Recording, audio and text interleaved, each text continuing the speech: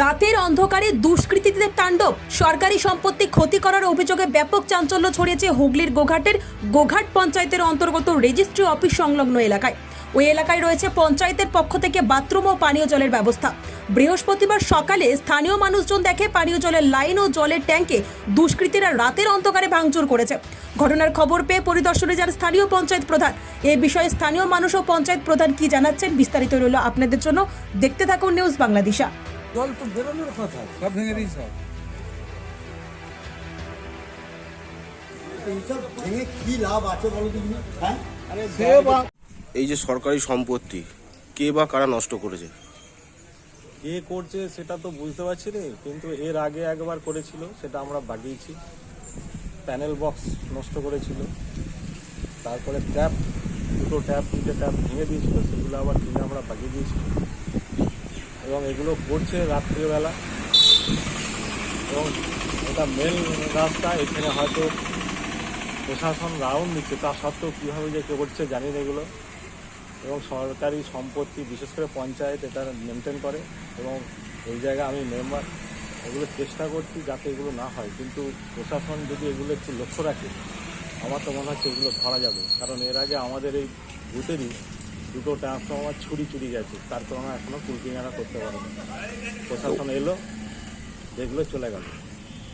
আর এই স্থানীয় মানুষ এবং দায়িত্ব, এই যেসব দুষ্কৃতিগুলো 10টার পর 11টার পর এই রেজিস্ট্রি অফিসে ঘুরছে, আমার তো মনে হয় প্রশাসন যদি একটু লক্ষ্য করে, তাদেরকে ধরে নিয়ে তাদেরকে জিজ্ঞাসাবাদ করে, তাহলে এই সমস্যার সমাধান আশা করি হয়ে যাবে। কিন্তু প্রশাসন দেখেও না দেখার ভান করে চলে যাবে। রাত্রি 11টার পর 12টার পর তারা এখানে কি করছে, সেই ম্যানগুলোকে যদি একটু ধরে, তাহলেই তো বুঝতে পারা যাবে যে এইভাবে সরকারি সম্পত্তি নষ্ট করছে।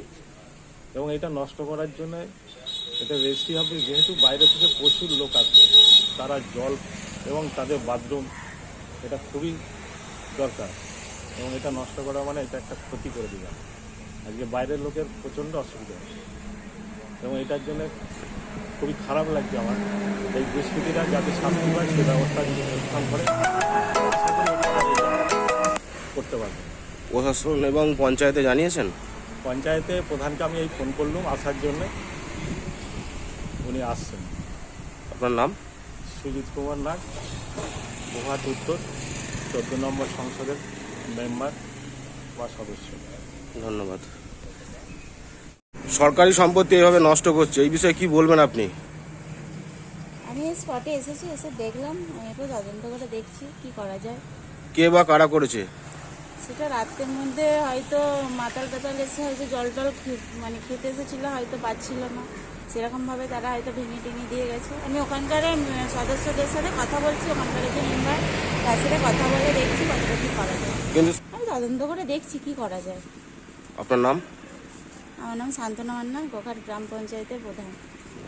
প্রিন্সিপাল অটো প্যালেস, এখানে পাবেন উন্নত মানের হিরো, হন্ডা এবং টিভিএস কোম্পানির বাইক।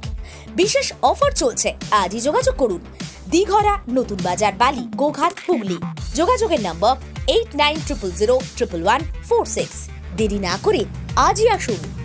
আরামবাগ মতিলাল টেলিশপ ও স্যামসাং সার্ভিস সেন্টার, অনলাইন বা যে কোনো দোকানের থেকে সস্তা। আপনাদের সকলের প্রিয় মতিলাল মোবাইল, তাই আজই আসুন। পুরানো মোবাইল সারানোর চেয়ে বেশি দামে এক্সচেঞ্জ, 0% ইন্টারেস্টে, 0 ডাউন পেমেন্ট, 0 কস্টে মোবাইল ফাইন্যান্সের সুবিধা। আমাদের ঠিকানা পুরাতন বাজার, আরামবাগ হেডপোস্ট অফিসের বিপরীতে, আরামবাগ, হুগলি। আমাদের যোগাযোগ নাম্বার 7001304430।